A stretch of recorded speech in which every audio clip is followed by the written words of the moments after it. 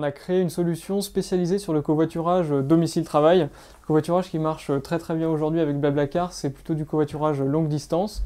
Et donc nous, on a créé une solution vraiment spécifique aux contraintes des salariés sur les trajets domicile-travail.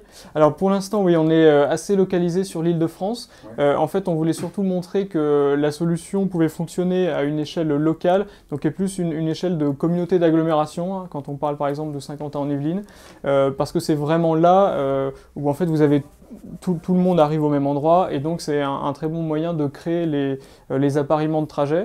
Donc l'objectif maintenant c'est de répliquer ce qu'on a fait à Saint-Quentin-en-Yvelines sur d'autres zones en Île-de-France. On va bientôt faire des annonces à ce sujet.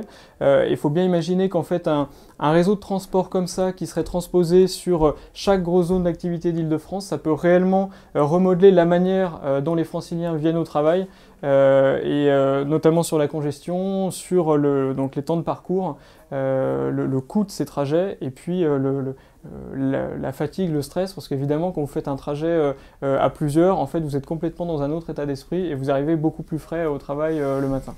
Alors en fait, pour le salarié ou l'utilisateur individuel, le service est 100% gratuit.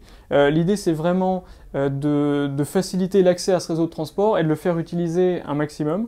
Et donc en fait le modèle économique il est avec les entreprises, c'est-à-dire qu'elles nous achètent une offre et ce qu'on fait en conseil à côté pour faire démarrer et décoller le covoiturage sur leur site, et nous on leur donne tous les moyens de le valoriser auprès des salariés, parce que souvent c'est une très forte attente dans les entreprises qui sont assez mal desservies par les transports en commun. Ça peut générer des soucis de recrutement, de fidélisation RH, donc c'est vraiment important.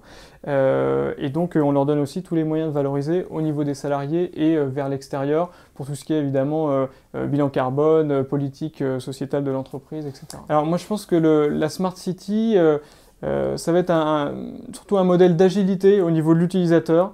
C'est-à-dire que, par exemple, au niveau des transports, il va y avoir effectivement beaucoup plus de multimodalité, c'est-à-dire différents moyens de transport sur son parcours, qui vont pouvoir changer d'un jour à l'autre en fonction des contraintes. Donc tout ça va être beaucoup plus agile et intelligent, en sachant que l'usager sera évidemment aidé à faire les bons choix au bon moment, et avec aussi un système de supervision au final pour rendre tous ces gestes individuels plus intelligents, notamment la congestion. En fait, si vous imaginez que la voiture autonome, enfin la voiture en tout cas en centre-ville pourra être autonome et automatiquement régulée au niveau de la vitesse, finalement vous lâchez le volant et puis vous sortez beaucoup plus vite du bouchon si c'est un système centralisé qui contrôle votre accélération, plutôt que si c'est des petits gestes individuels de on y va, on refreine, etc.